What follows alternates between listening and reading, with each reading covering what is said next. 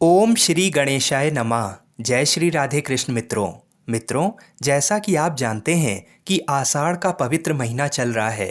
कहते हैं कि इस महीने में थोड़ी सी भी पूजा पाठ कर लेने से भगवान श्री हरि विष्णु और भगवान शिव दोनों ही प्रसन्न हो जाते हैं। और अगर हम आषाढ़ माह में श्री शिव महापुराण की कथा को सुनते हैं तो हमें भगवान की अनंत कृपा प्राप्त होती है। तो आइए श्री शिव महापुराण की कथा का रसपान करते हैं। प्रभु श्री रामचंद्र जी माता सती से कहते हैं, देवी, इस प्रकार श्री हरि को अपना अखंड ऐश्वर्य सौंपकर उमा वल्लभ भगवान हर स्वयं कैलाश पर्वत पर रहते हुए अपने पार्षदों के साथ स्वच्छंद क्रीड़ा करते हैं। तभी से भगवान लक्ष्मीपति वहां गोप वेश धारण करके आए और गोप गोपी तथा गौओं के अधिपति होकर बड़ी प्रसन्नता के साथ रहने लगे। वे श्री विष्णु प्रसन्नचित हो समस्त जगत की रक्षा करने लगे। वे शिव की आज्ञा से नाना प्रकार के अवतार ग्रहण करके जगत का पालन करते हैं। इस समय वे ही श्री हरि भगवान शंकर की आज्ञा से 4 भाइयों के रूप में अवतीर्ण हुए हैं। उन 4 भाइयों में सबसे बड़ा मैं राम हूँ, दूसरे भरत हैं, तीसरे लक्ष्मण हैं और चौथे भाई शत्रुघ्न हैं। देवी, मैं पिता की आज्ञा से सीता और लक्ष्मण के साथ वन में आया था। यहाँ किसी निशाचर ने मेरी पत्नी सीता को हर लिया है और मैं विरही होकर भाई के साथ इस वन में अपनी प्रिया का अन्वेषण करता हूँ। जब आपका दर्शन प्राप्त हो गया तब सर्वथा मेरा कुशल मंगल ही होगा। माँ सती, आपकी कृपा से ऐसा होने में कोई संदेह नहीं है। देवी, निश्चय ही आपकी ओर से मुझे सीता की प्राप्ति विषयक वर प्राप्त होगा। आपके अनुग्रह से उस दुख देने वाले पापी राक्षस को मारकर मैं सीता को अवश्य प्राप्त करूंगा। आज मेरा महान सौभाग्य है जो आप दोनों ने मुझ पर कृपा की। जिस पर आप दोनों दयालु हो जाएं, वह पुरुष धन्य और श्रेष्ठ है। इस प्रकार बहुत सी बातें कहकर कल्याणमयी सती देवी को प्रणाम करके रघुकुल शिरोमणि श्री राम उनकी आज्ञा से उस वन में विचरने लगे।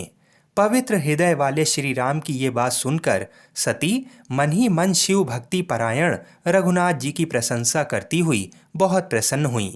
पर अपने कर्म को याद करके उनके मन में बड़ा शोक हुआ।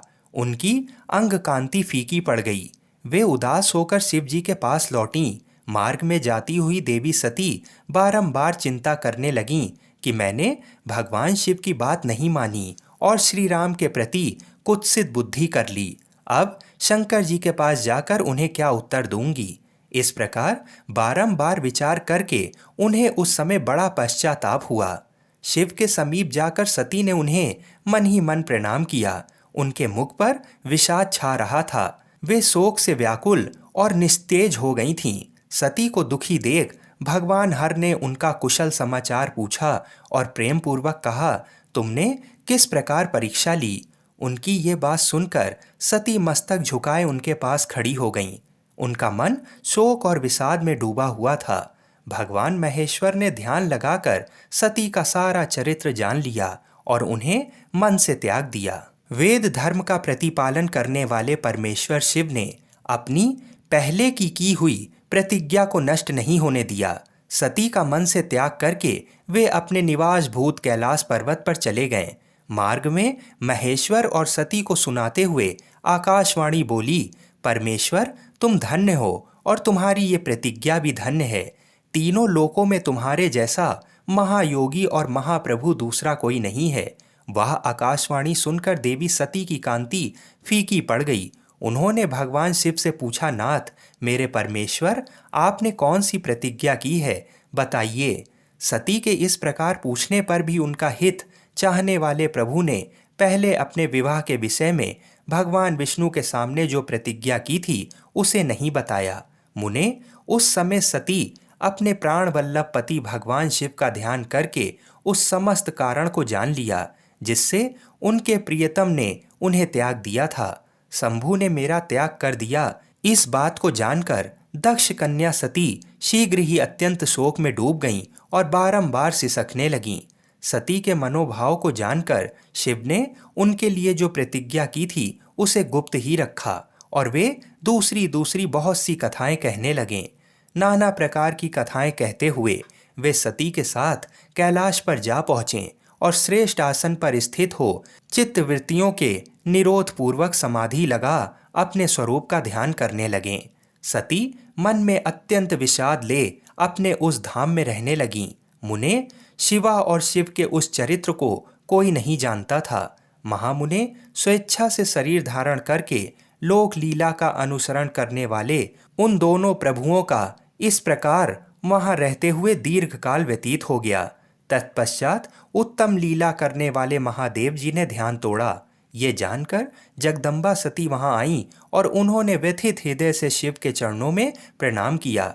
उदार चेता शंभु ने उन्हें अपने सामने बैठने के लिए आसन दिया और बड़े प्रेम से बहुत सी मनोरम कथाएं कहीं। उन्होंने वैसी ही लीला करके सती के शोक को तत्काल दूर कर दिया। वे पूर्ववत सुखी हो गईं। फिर भी शिव ने अपनी प्रतिज्ञा को नहीं छोड़ा। तात, परमेश्वर शिव के विषय में ये कोई आश्चर्य की बात नहीं समझनी चाहिए। मुनि लोग शिवा और शिव की ऐसी ही कथा कहते हैं। कुछ मनुष्य उन दोनों में वियोग मानते हैं, परंतु उनमें वियोग कैसे संभव है? शिवा और शिव के चरित्र को वास्तविक रूप से कौन जानता है? वे दोनों सदा अपनी इच्छा से खेलते और भांति भांति की लीलाएं करते हैं। सती और शिव वाणी और अर्थ की भांति एक दूसरे से नित्य संयुक्त हैं। उन दोनों में वियोग होना असंभव है। उनकी इच्छा से ही उनमें लीला वियोग हो सकता है। इस प्रकार से ये अध्याय यहीं पर समाप्त हुआ। आगे की कथा बड़ी ही सुंदर है। तो मित्रों, आगे की कथाओं को सुनने के लिए हमारे चैनल को अवश्य सब्सक्राइब करें। जय श्री राधे कृष्ण। हर हर महादेव।